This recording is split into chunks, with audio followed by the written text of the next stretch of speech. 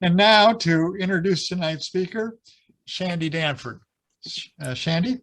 Thank you, Tim. Just quickly before I introduce Anna, if club members are interested in the, June 15th outing for the first annual Shadowrama on the South Umpqua, please reach out so that I can keep track of camping spots at the RV park on the river. And that is a Wednesday. It's a midweek outing.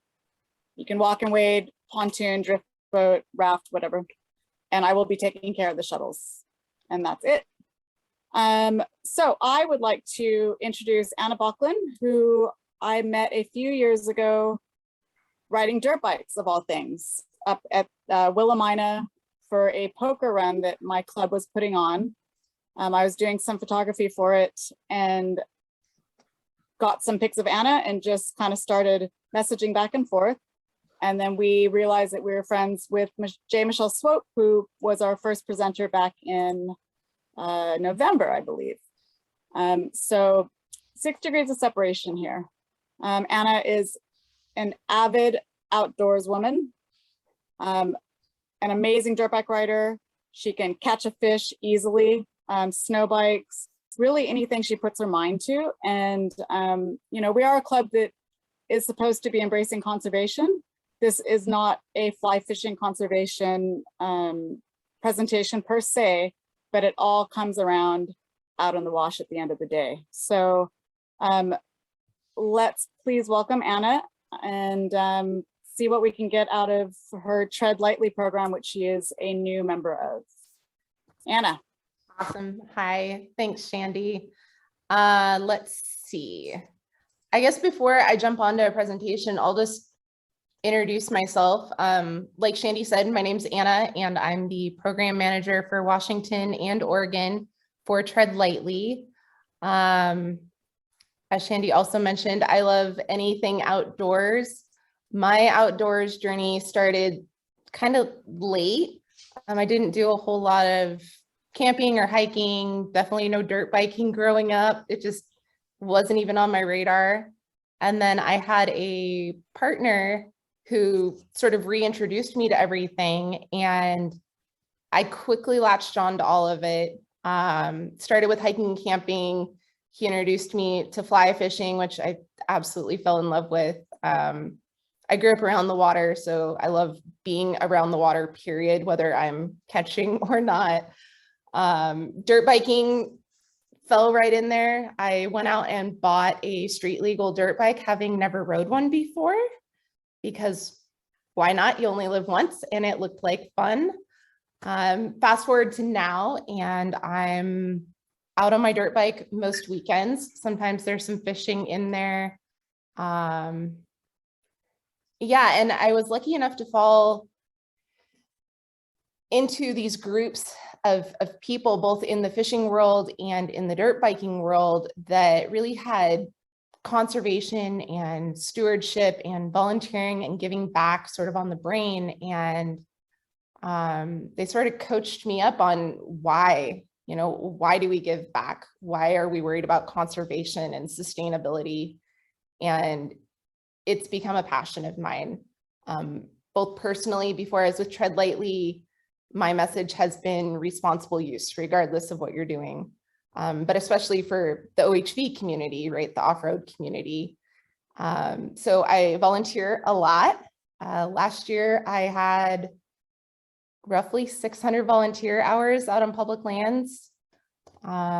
We do a lot of volunteering dirt bike wise. It might be clearing debris off the trail, or repairing trail tread, or clearing out drainages.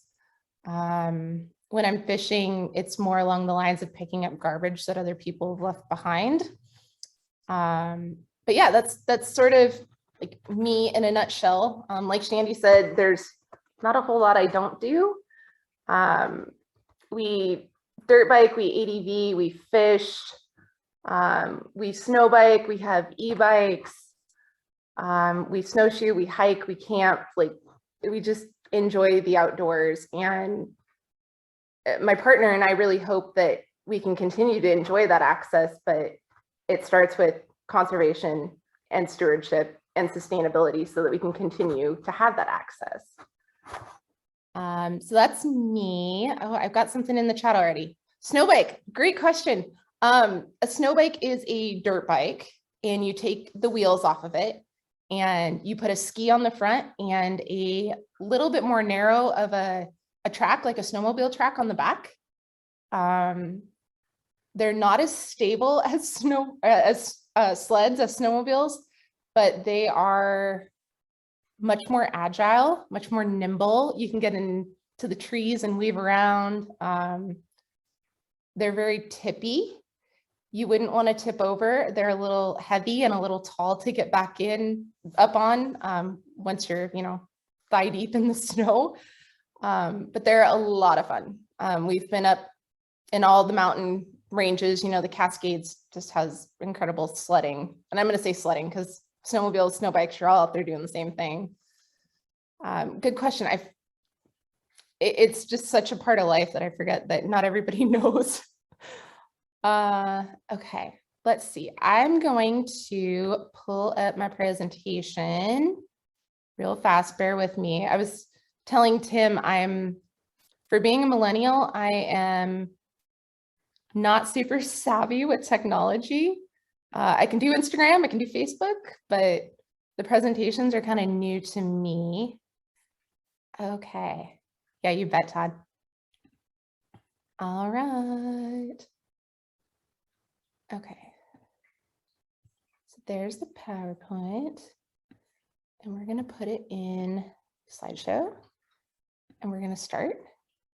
There. Perfect. Okay.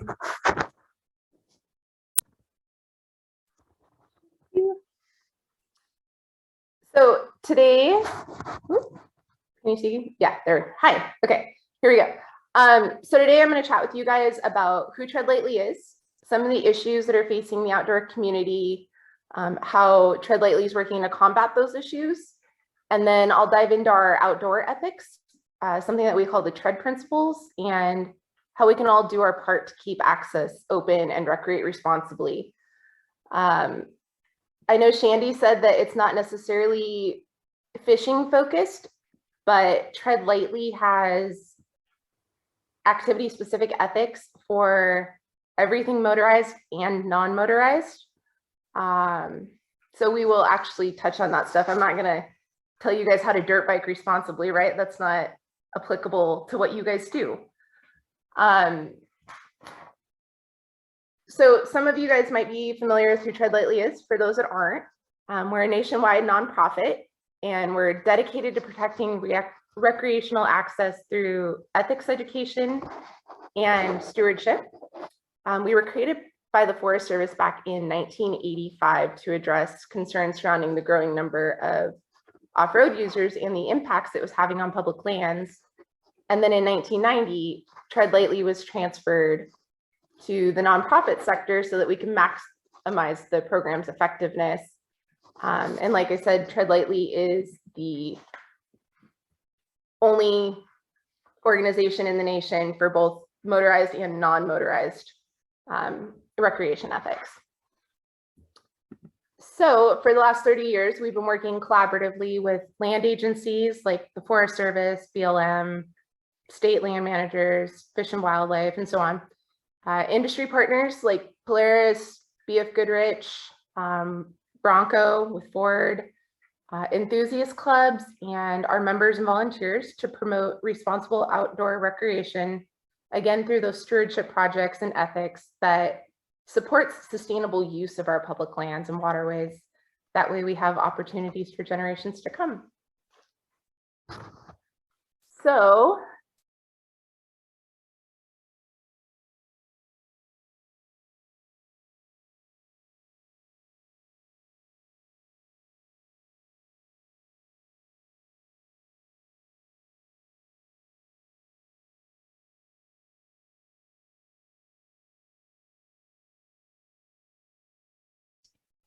You're muted, Anne. oh, I am. Okay, how long was I muted for? Well, when you put up that slide. Oh, okay, perfect. just for a minute. Perfect. So that leads me into why TreadLightly was even needed in the first place, right? Increased and irresponsible recreation. We've all sort of seen that in the last couple of years in the era we're living in. So it's important to shine a light on these issues. I try not to be negative, but we have to identify the problem in order to come up with solutions. So these are examples of what not to do if we want to keep our access open. None of the pictures that I'm going to show you guys are going to surprise you. We've all seen it when we're out on public lands. Some of these are actually my own photos from areas that I have visited. Yeah, so we'll jump into it. The littering and dumping and what I'm going to call abandonment, like that boat. And we start seeing cars and RVs and boats left behind. Dumping just doesn't seem to cover that large scale. And then we're seeing a lot of just littering in general, right? We're seeing it alongside of the roads that lead out to public lands. We're seeing it at campsites and trailheads and popular viewing spots and up and down our waterways. You guys, my computer's having an issue. I'm going to turn off the video so that I have better bandwidth. Okay. Sounds good. Bear with me here. There we go. Perfect. So yeah, and then vandalism. I can't tell you how many signs I've seen shot up or just flat missing. Reader boards are graffitied. Camp tables carved with all kinds of obscenities. Fences getting cut and torn out and rammed out, gates being, torn out and rammed out. Ooh. There we go. Damage to natural resources and irresponsible behavior. This could come from folks not staying on designated roads and designated trails, which get us to our fishing spots. It could come from maybe folks cruising up and down a shallow waterway, which ultimately affects fish habitat. And all of that stuff sort of tells land management that some people aren't respecting the land, and it brings into question if any of us should have access at all.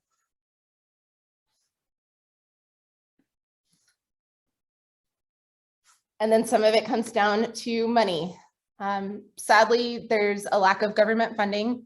And on top of the issues I just mentioned, pile on other issues land managers face, like natural disasters, your wildfires, your floods, your landslides, and then cue all of the normal maintenance, like maybe a boat launch restoration or remediation, as well as all the stuff that they haven't been able to get to yet, all of the backlogged maintenance.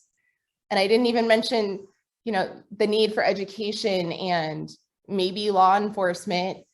You can see how quickly it all piles up, especially with the number of increased recreationists out there. It would take a lot of money and a lot of manpower to make it all happen. And those resources just aren't available to our land managers right now.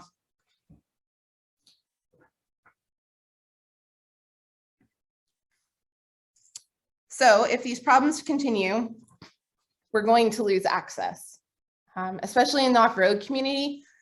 I've seen a lot of loss of access over the last couple decades, citing just the reasons I mentioned before. But that's where TreadLightly comes in. Our goal is to improve recreationist behavior through education and outreach, and then to minimize our impact through that education, but also through our stewardship projects.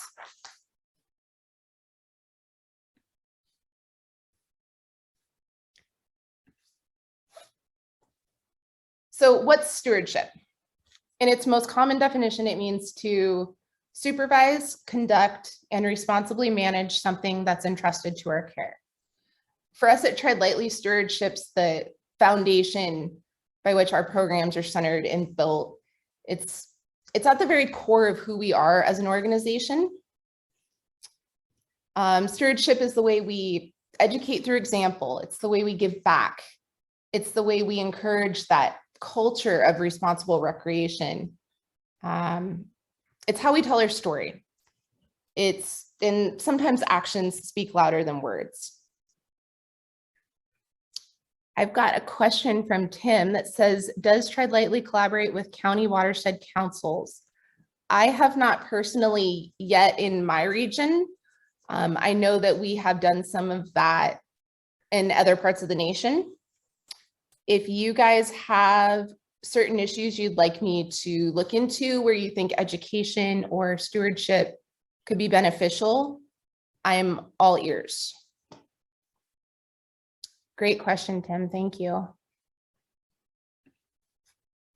All right. So what does stewardship look like?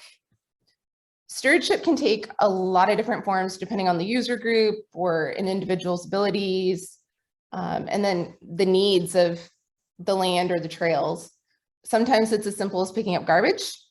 Other times it's partnering with the land manager on like large scale water restoration efforts or a structure project like a new kiosk or a staging area or a bridge. There's so many ways that folks can help, and it doesn't always have to be a full day's work. It doesn't always mean heavy lifting, but every little bit helps. So who can be a steward? Stewardship can be something you do by yourself, with a couple of buddies, or as part of a group or a club. How I like to think about stewardship is what could threaten access in this area. So a few examples, out in Greenwater, Washington, trash is starting to close down that area many, many times in the last couple decades. So the solution is pretty easy. Go out, pick up trash, and you take away that concern. So back in June of last year, we partnered with the Snoqualmie Ranger District and a couple great overlanding groups, and we removed 3,000 pounds of garbage. Most of that was dump items like mattresses, and then there was a lot of trigger trash like shell casings. But what really stands out is that it didn't take an army to accomplish that project.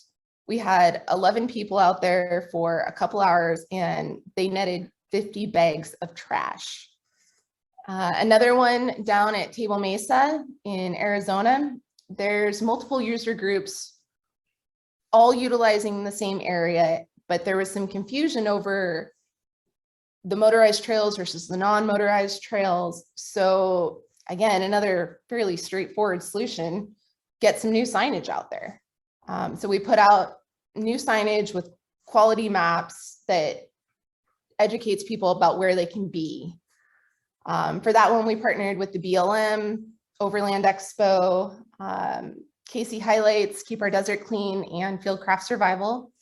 And we installed 12 new signs and kiosks. And not only do they have maps, but they have recreation tips for folks. Another one, along the Nathrop Trail in Colorado, they were struggling with a trail falling into disrepair, which we're seeing more and more of. There's not enough volunteers and enough helping hands to get trails clear. And once they fall into disrepair, they're threatened with closure. So the solution there, we got our hands dirty. We partnered with the Colorado Flat Fender Club and Colorado Off-Road Enterprise, and we just cleared trail debris and blocked off illegal go-arounds. And if you're looking how to get involved with TreadLightly or a TreadLightly project, to figure out maybe what's happening in your area, just drop me a line and I'll be able to get you connected with something happening, or maybe you have an idea, something in mind for a trail project or a restoration effort or a cleanup. And all you have to do is go out to our website, go to stewardship, go down to programs, and then you scroll down, you can submit a project, and then the drop down is there, and you enter your information, and we can get something going.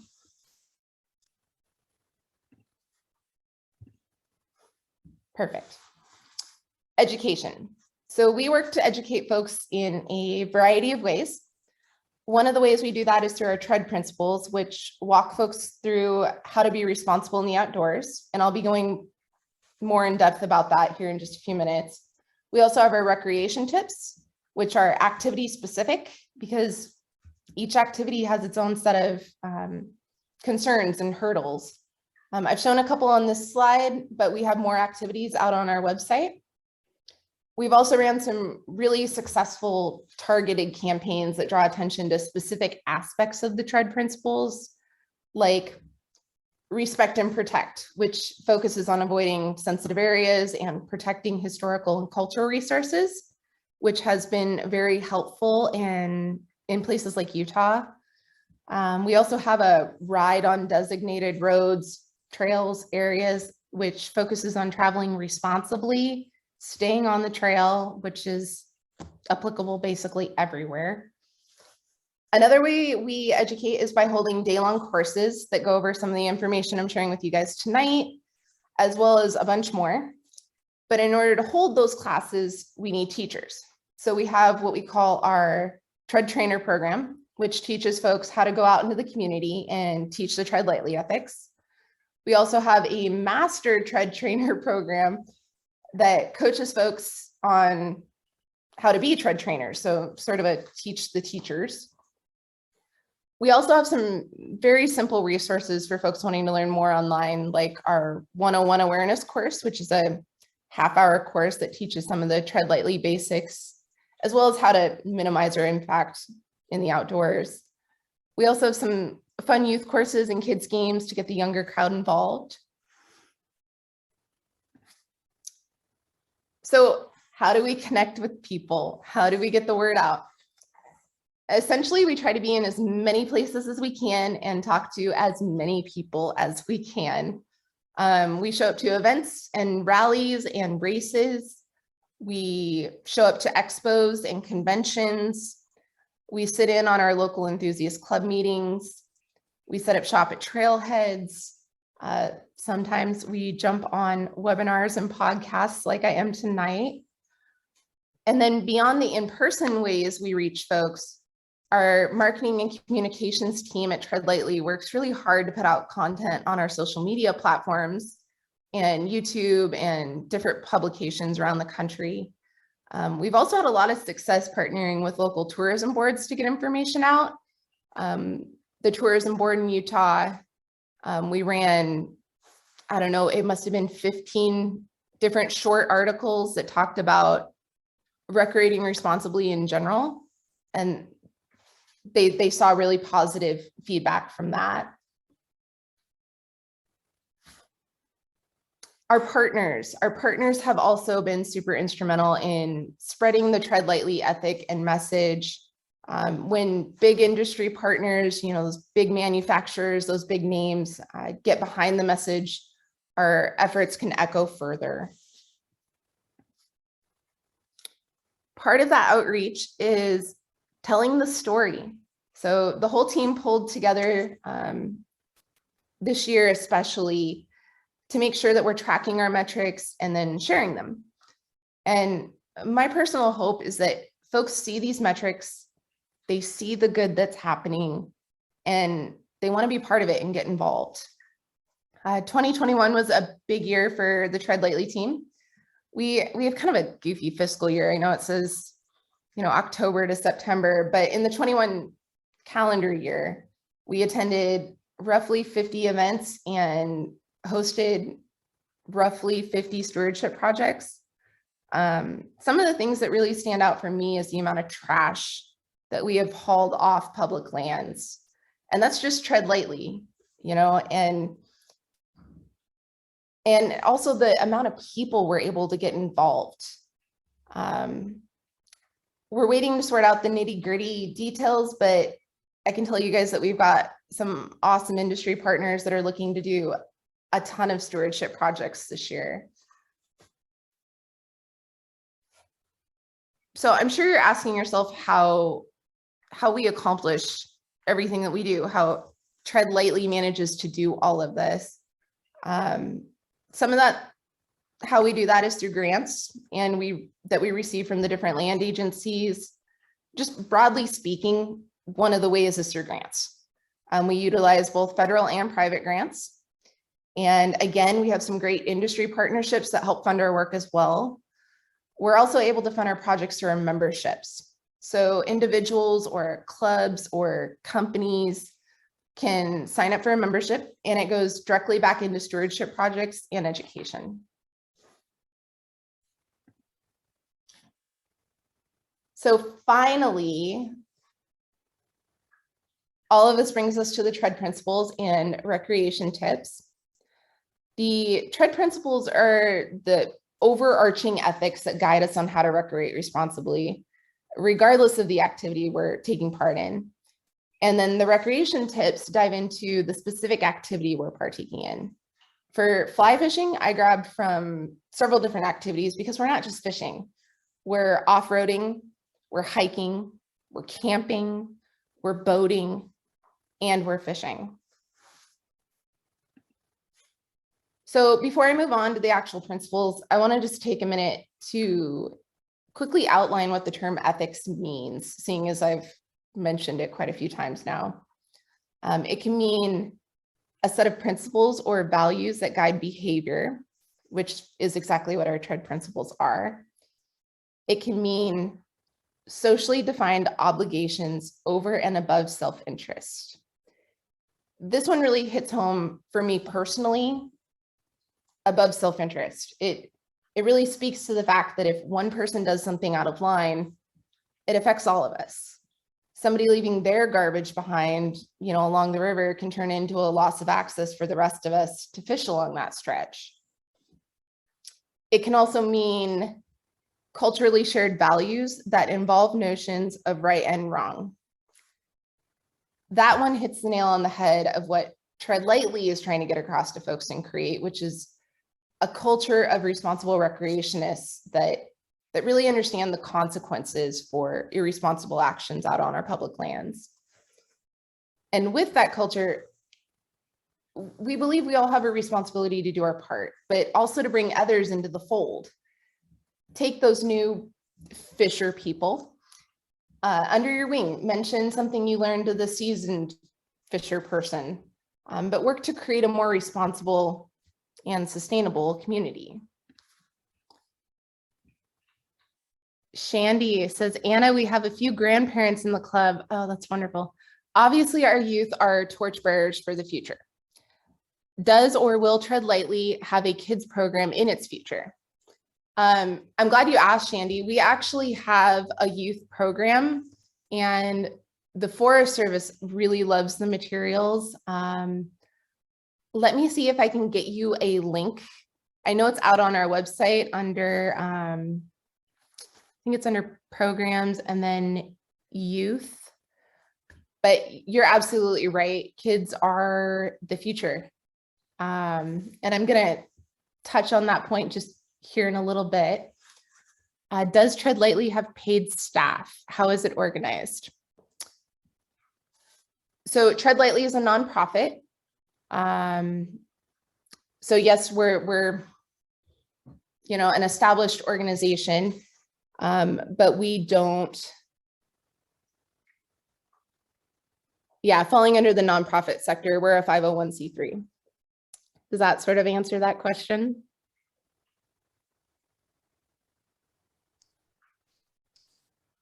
The reason I ask is because Sandy Flycaster is kind of operated entirely by volunteers. Yeah. But other organizations have both staff and volunteers. I was just curious about how you run your organization, how you're organized. Definitely. Yeah. So we do have staff.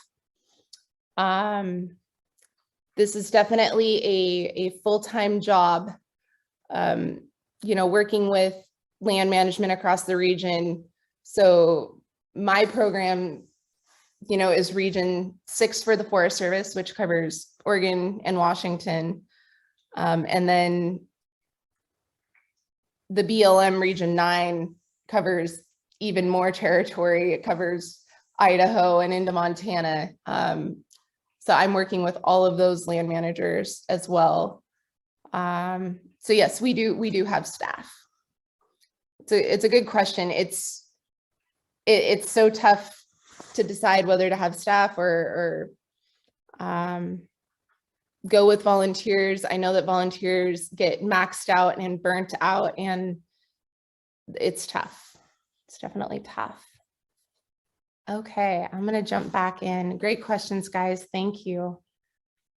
All right. Here we go.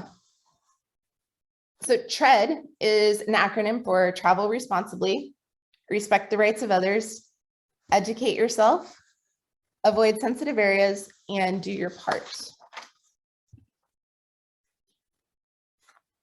There's a lot to these, you guys, so hang with me here. Travel responsibly. This happens both on and off the water. Most of us take vehicles to get where we're headed to fish, and that's where it starts. With anything motorized, whether that's a car or an RV or dirt bike, you want to make sure that you're sticking to the roads and trails that are open for motor vehicle use.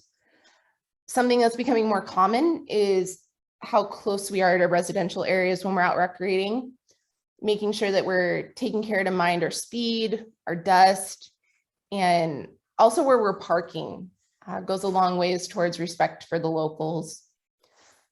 Just like roads and trails, waterways also have designations for what type of crafts are allowed. I know many of the smaller lakes, for example, don't allow gas engines, only electric motors under a certain amount of power. So it's a good idea to grab the local regulations and check if your craft or engine type are permitted or not. We want to make sure we're complying with signage and barriers.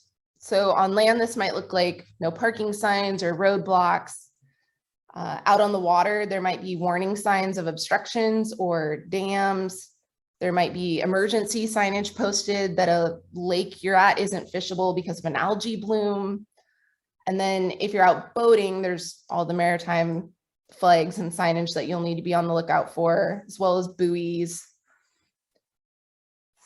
I'm sure this goes without saying for all of you that head out on watercrafts, but please carry a life vest for everybody on board. And with kids, if they're around water, whether that's a boat or not, it does not hurt to throw the vest on them just in case you turn their head and they take a tumble or go running. I used to lifeguard, and I can't tell you how many littles I fished out because they either just booked it away from their parents or mom and dad were turned dealing with the other kid, and it always well-intentioned, but fishing a scared little kid out of the water is not fun. I already mentioned being respectful when it comes to speed in your car, but that also applies for boats. So the ethics surrounding hiking allow for a little bit more leeway than the ethics for motorized use, but the concern's still the same. We want to make sure that we're leaving as little impact as possible. On land, many of the social trails or trail braids along the banks and shores can lead to bank instability, and they can cause erosion issues. So it's ideal if we can use pre-established pathways or just to take care when we're walking to make sure that it won't have an impact. And then you guys know, once we're in the water, we want to make sure that we're not trampling fish habitat. I know there's a lot of people that enjoy the solitude and peace and quiet that fishing brings. That said, one of our components is to buddy up. So having a buddy can be a safety net in case anything happens, right? Whether you fall into the river and need help, or maybe you have a medical emergency, something along those lines, it would be great to have help. I'm assuming that a lot of you fish from the banks or just wet wade, but I know that there's folks that use boats to access fishing as well. So I just want to quickly touch on a couple of those points. Have a designated lookout for other boats and people. Keep it low key. Don't jump wakes, cross them at low speeds. Again, partnering up, buddying up helps your odds in a bad situation. Don't mix boating with drugs and drinking. I'll leave that up to you guys. And then make sure to balance your load on your trailer, as well as the things you have stowed inside your boat. Respect the rights of others. So this one's pretty straightforward. Be nice, respect others, and respect their outdoor experience. Do you guys see a little Shandy? That middle photo has a little Shandy. So we want to make sure that we're being respectful, whether we're going through a residential area to get to our spot, whether we're out along the waterways, or maybe we're just hanging out staging or the campground. Some of the ways we can practice being respectful are being courteous and leaving room for other fisher people. I know it happens, but my least favorite type of fishing is the elbow to elbow combat fishing. You might land a fish, but I feel like it just takes away from the experience of getting outside and enjoying your surroundings and really connecting with the land and the fish. Same thing applies to boating. Be sure to give the other crafts some room.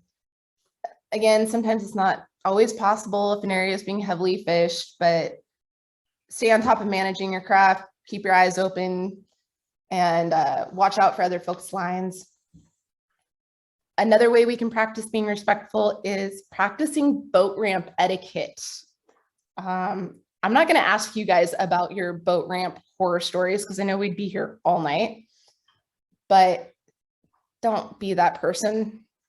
Just be efficient and be ready when it's your turn. As many of the folks on here already do, I'm sure, practice catch and release. Only keep what you need. It's good to mind your fight, not overstress or injure the fish. And this last point is a little in depth, but stick with me. It's always important to know if you're on public land or not. Oh, I've got a question. Yeah, dude, boat ramps. Yes, be efficient. Don't be that guy or gal. Yeah, so knowing whether you're on public land or not, obviously, if you're on private land, you're trespassing. Now, when we're out on the water, that's a little confusing. So it's important to check your state regs on what's considered public or private along the waterways. What I've found for Oregon, and this is per the Oregon Department of State Lands, quote, "The public is allowed to use the surface of a waterway in Oregon for any activity unless the waterway isn't wide, deep, or long enough for a boat to pass along it, or unless the activity is illegal.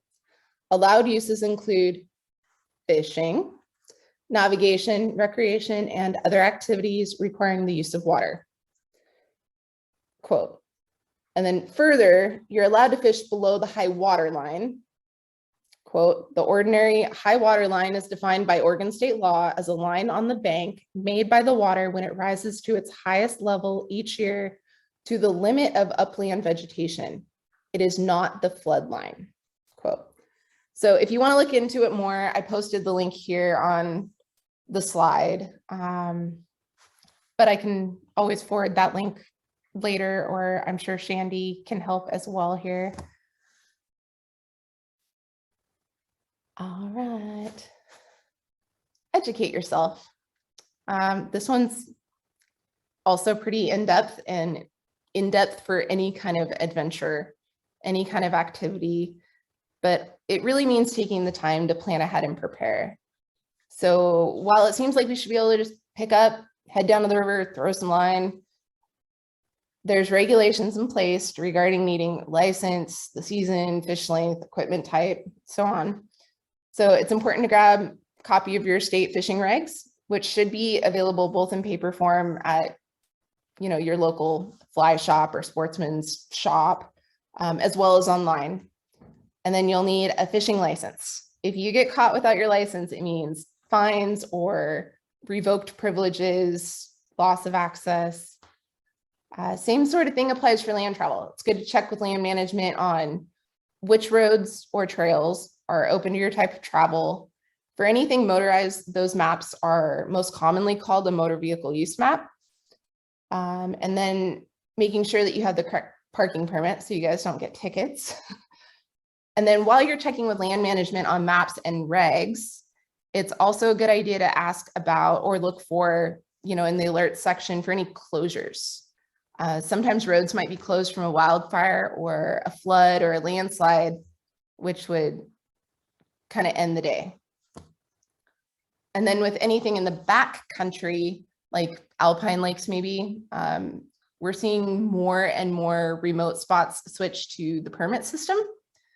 So you'll have to double check if the area you want to visit is in a permit area. Some other good things to consider are having a plan and letting somebody know about it, and having a plan B in case you get to your spot and it's packed, checking the weather and planning your clothing and equipment appropriately, and then make sure you threw your fishing license in with your gear. And again, I know some of you do and don't use boats, but I just want to touch on a couple points for boating as well. Making sure your craft is mechanically up to the task, making sure your engine is tuned to avoid excessive noise and exhaust, carrying a spill kit for accidents, carrying tools to make in the field fixes. Same thing goes for your trailer.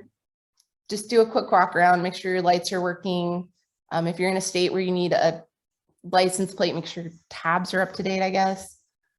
And then depending on the type of craft you have, you may need to get a boater's license. So it's good to check on that. There might be times when you need to file a float plan.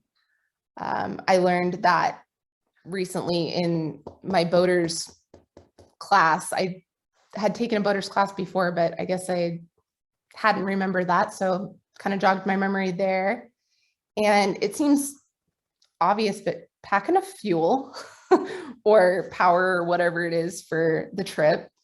Packing emergency items for both you and your craft, like a first aid kit, flares, learning distress signals in case you need help. And then one that we all forget come sunny season is exposure is super high when you're out on the water. So make sure you pack sunscreen, plenty of water to drink, and be cognizant of heat-related illnesses.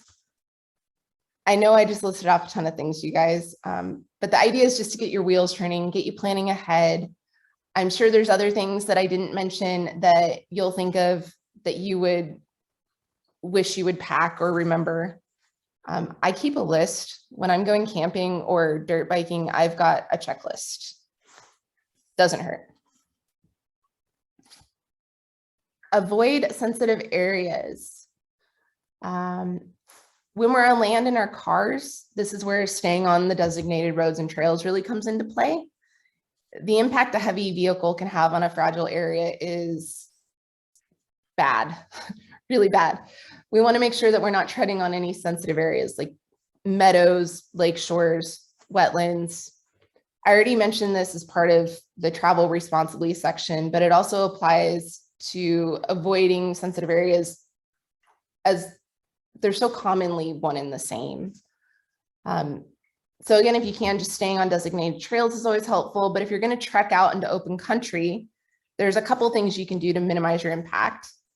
So if you're hiking, spread out. Don't walk single file because that beats in a new path. Look ahead and try to plan out where you're going to walk and make sure that it's not going to leave an impact. So what this sort of makes me think about is I like to play in alpine areas. So staying on the trails, critical with the dirt bike. But even when I get off the bike and I'm walking around, so much of the plant life at the alpine level is fragile, and it provides a necessary resource for wildlife. And it has such a short growth season that if I damage it, it could be really detrimental. And then speaking of the backcountry, motorized and mechanized contraptions are not allowed in designated wilderness areas. I usually run into signs that mark out wilderness, but it's up to us to carry a map and know where we're at. Per our national regulations, You can have a boat in the wilderness areas, but it has to be carried in by foot or pack animal. So if you want to take a sup or an inflatable kayak, or if you're feeling up to it and want to carry a canoe, you can totally do that. Obviously, no engines. And for those interested in the nitty-gritty details like I am, I posted the regulation there. Some other things to be aware of: we want to avoid breeding areas, nesting areas, reds. Again, it's just as much about the land as it is the water here. We want to be respectful of cultural artifacts and archaeological sites and leave them undisturbed. Wildlife. Anybody who's been close to a wild animal, you know, it's kind of a magical thing. It's a feel good. But when we have control over those experiences, we want to give the wild animals some room, so we're not disrupting the natural order of things. I see, you know, YouTube videos and TikTok videos of people feeding birds from their hand and petting deer and feeding them, and it not only domesticates them and it takes away their natural fear of predators, but it can make them reliant on human interaction and feedings. So it's good to just use the rule of thumb. You want to make sure that you're far enough away from wildlife that you can close an eye and cover them with your thumb. Just a couple quick notes on boating and avoiding sensitive areas. It's important to launch in designated areas. Backing our car down a riverbank and a lake shore can be extremely erosive and damage the area. We also want to avoid boating with motors, at least in water that's less than 2.5 feet, and minding our speed and wake around the shorelines, just being cognizant of the effect that we're having on the river banks. There's these new mini drift boats, and I've seen them in all of 6 inches of water, and in my head I'm just going, oh man, that's disrupting fish habitat, or, you know, they're getting close to shore and creating a wake. So again, going slow and trying to travel in a little bit deeper of water with our motors is helpful.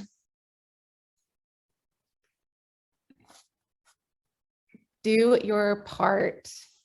The doing your part section is sort of the catch-all for ways that we can do better by the fish, by the waterway, and by land in general. Some of the ways we can do better by the fish are using barbless hooks.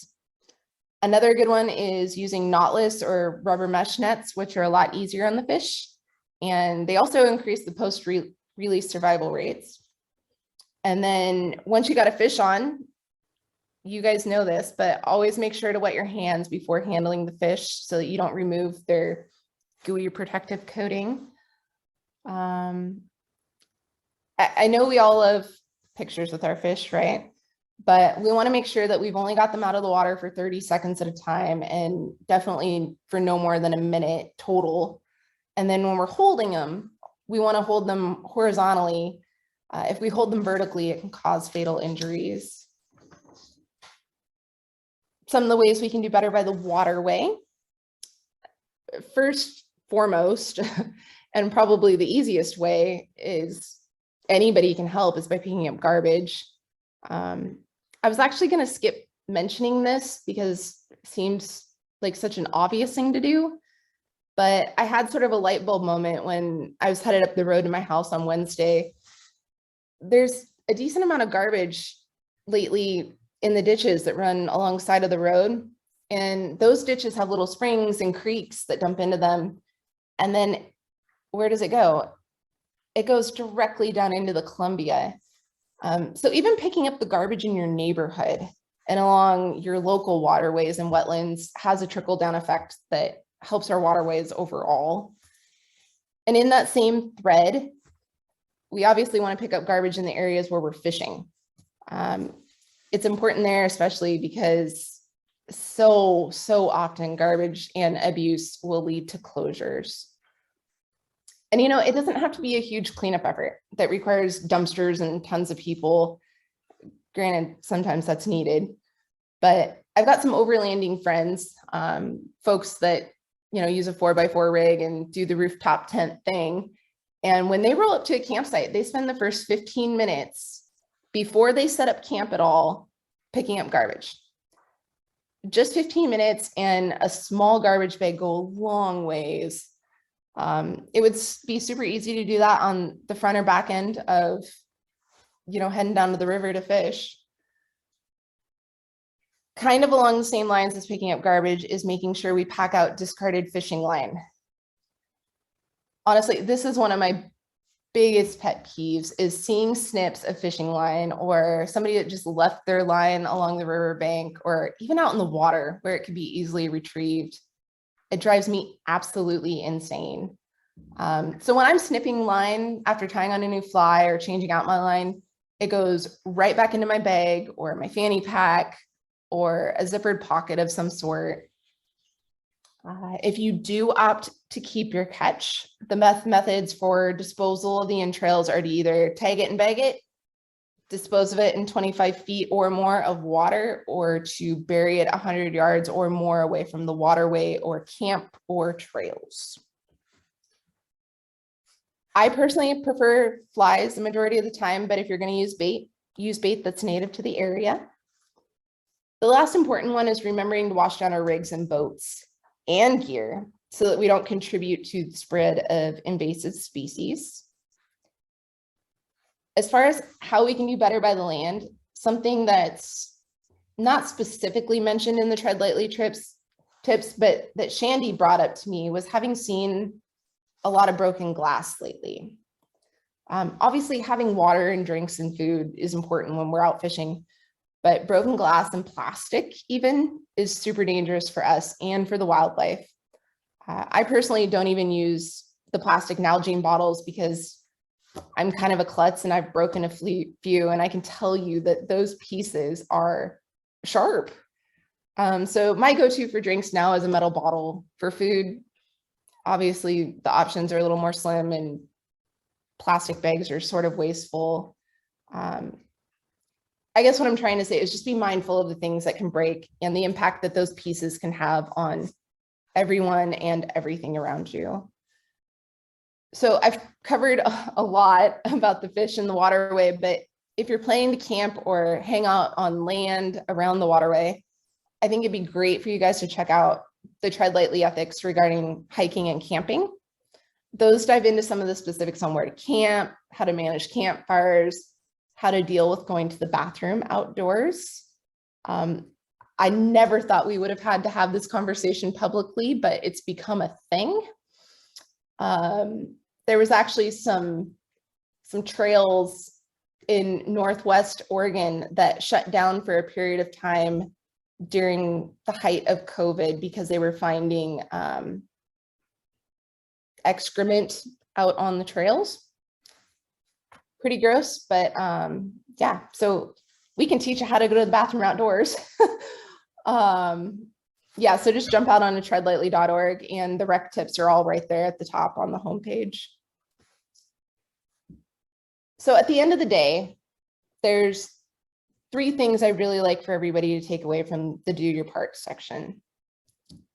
Mindfulness. Just being aware and mindful about our actions is an easy way to do our part. When we're present in the moment, always thinking about our impact, we make better decisions, which ultimately leads to less impact and better sustainability. Stewardship. Giving back is the real focus here. Stewardship can take a lot of forms. Sometimes it's a big project, sometimes it's a small project, sometimes it's on land because we all access the waterways via land. And sometimes those projects are actually out on the waterways. You can give back by doing cleanups, and those you can either do with yourself or in a group. There's always opportunity to get involved with a larger conservation and restoration effort. Those are coordinated generally by the land manager.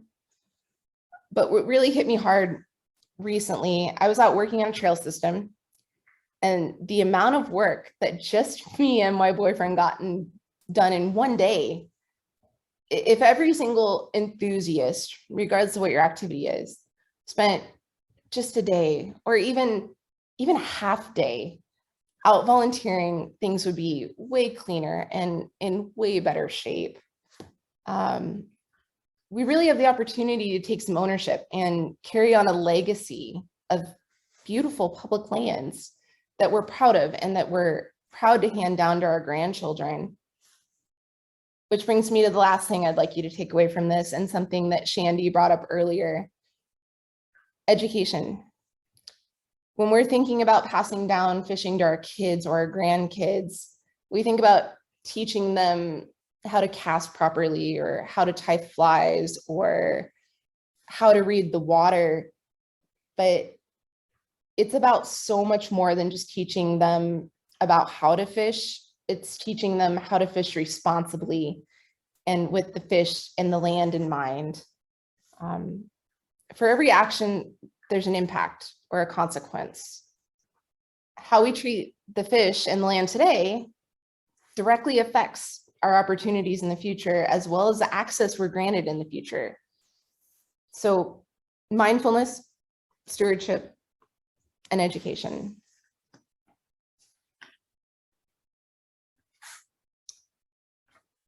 And you guys, that's what I've put together for you. I appreciate all of you tuning in. Oh, I see a question in the chat. Oh, you're so welcome. I'm going to turn myself back on now. Okay, hopefully I've got the bandwidth to do this. Perfect. I'm so passionate about what I do. I came to TreadLightly having already been a passionate advocate and volunteer, and this is the perfect position for me. It's a passion project. It's personal to me. So I'm thankful that you guys all tuned in to listen. I know it's a lot of information, especially in a short time. Does anybody else have any questions for me? I do. We'll invite people to unmute themselves so they Hello. don't have to use the shout now that we're completed. I'll go to standard view and oh my goodness, we got people in the waiting room. No. Oh no. There we go. A couple people came in late, I guess. Todd, okay, sorry, guys. I just saw you in the waiting room. I thought everybody was in. Sorry, Beth. Sorry, no. Todd. I didn't see you there until I No, just gave up. I've been in. I I've did- been in. Oh, okay, well, good. I'll go ahead. Feel free to unmute yourself and ask questions if you'd like. Yeah, I got a question for Anna. What's your position on dogs in the wilderness and out in the wild? I'm going to refer you back to your land manager's rules. If it's Who's posted, my land manager? it depends on if you're on Forest Service land, or maybe you're on Fish and Wildlife land, or state land, or BLM. It just sort of depends on where you're at, but always following the rules that the land manager has laid out is important. It's kind of a pet peeve for me because I think the outdoors, a lot of us have been around for a while, and I appreciate and understand why everybody wants to be out, especially in COVID. You know, it's beautiful out there. That's why I want to be out there. But we're really loving this resource to death. And I see people with, you know, they bring their dogs, they're everywhere. That excrement on the trail is probably, it might be dogs. They're chasing the wildlife. I have 2 dogs that I dearly love, and everybody knows me that I'm a dog guy, but I don't take them when I go fishing. I don't take them when I go camping. People don't want to hear my dogs bark, don't want to see my dogs run through their campsite. And they certainly, and I can say this from experience, they don't want to step in their dog poop. So Todd, what you're saying to me is you want people to be respectful when they've got their animals with them. or don't, Sounds like a respect issue. they don't belong out there, I don't think, personally. And I know a lot They're of. great for it's retrieving. Yeah. Retrieving what? Well, when you're Ultimately- hunting, Ultimately, it comes down to respect. Well, hunting, yeah, that's different. It's up to the animal owner to be respectful, right? They should have their animal leashed and they should be picking up after their animal and controlling their animal. It sounds like Yeah. people you've encountered aren't very respectful. Yeah. Yeah, I guess that's it. And I think, you know, that issue of respect sort of spreads out into everything we do, right? Like we wouldn't have issues with other trail users or with other fisher people or people with their animals necessarily if they were more respectful, if we were all respectful of each other and mindful of each other. Well, you got a point there. But you I bring up a agree good with- point. But yeah, definitely check the regulations because animals aren't allowed everywhere. I agree with you, Todd, when you go around if you're around the campgrounds and stuff, you know, where people are not picking up after their family, which is the dogs are their family too. Or leaving behind garbage. Yeah. Right? It's just like you wouldn't do that in your mom's yard.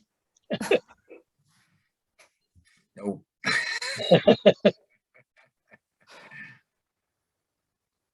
Who else? I know you guys have got questions. I'm going to invite you all to unmute. So there's going to be a little button, button up on your screen. You can just click that to unmute, so you don't have to try to figure out where your mic is.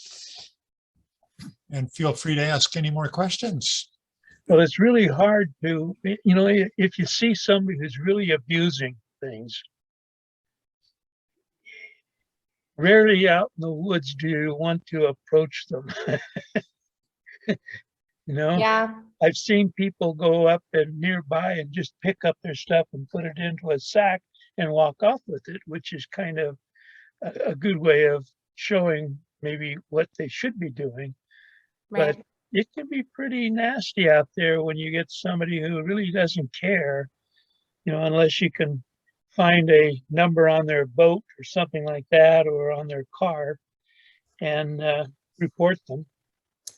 So, I mean, TreadLightly's stance on that is if you can have a positive and an educational interaction with another person, like absolutely. And I mean, it all is in how you approach them. But obviously there are those situations where they don't look friendly or maybe they get defensive right out the gate. I mean, we don't want to be reporting our neighbors, but enforcement is there as an option.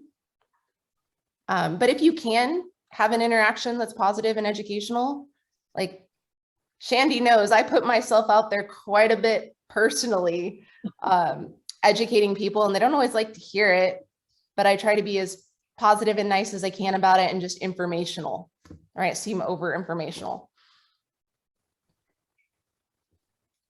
So that's a great point. We have to educate people somehow, whether it's us or the land manager or someone else.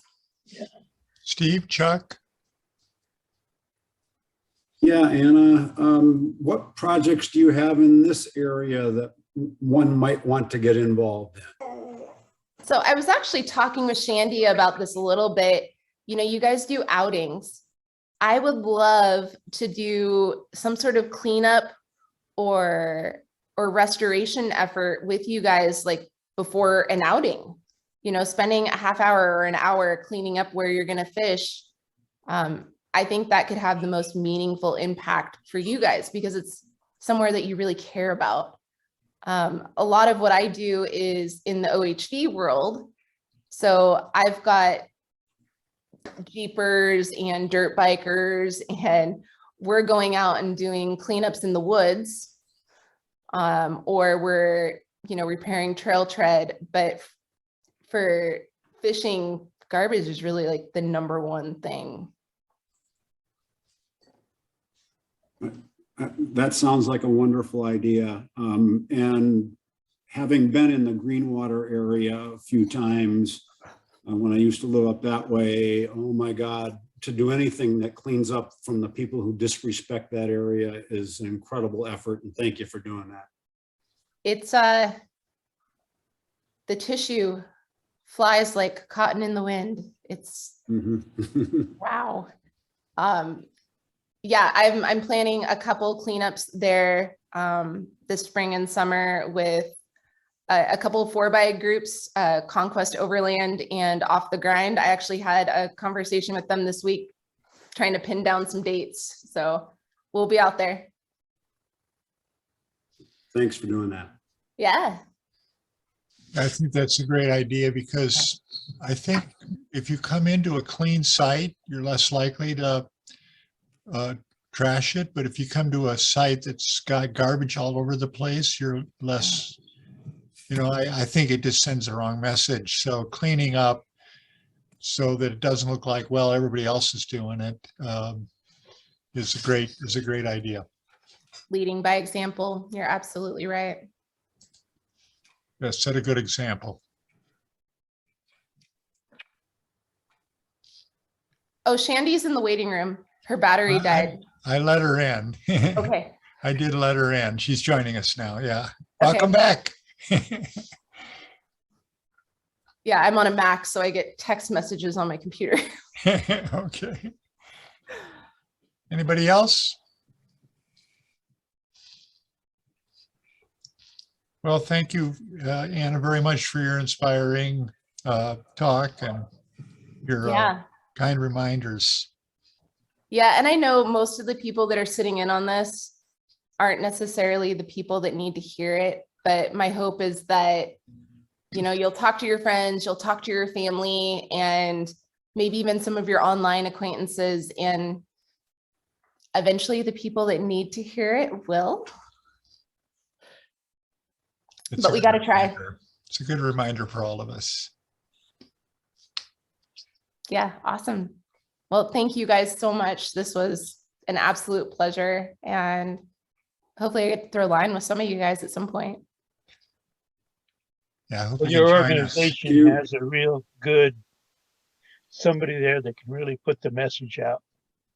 Thank you. The whole team does a great job. It's just Pacific Northwest is sort of my region. We've got people all over. We've got a gentleman down in South Carolina. We've got people in Utah. We've got somebody who manages California. Our executive director is in Arizona. Our assistant director is in Wyoming. We're all over the place, but that way we can really get eyes on the situation and make an impact in our specific areas.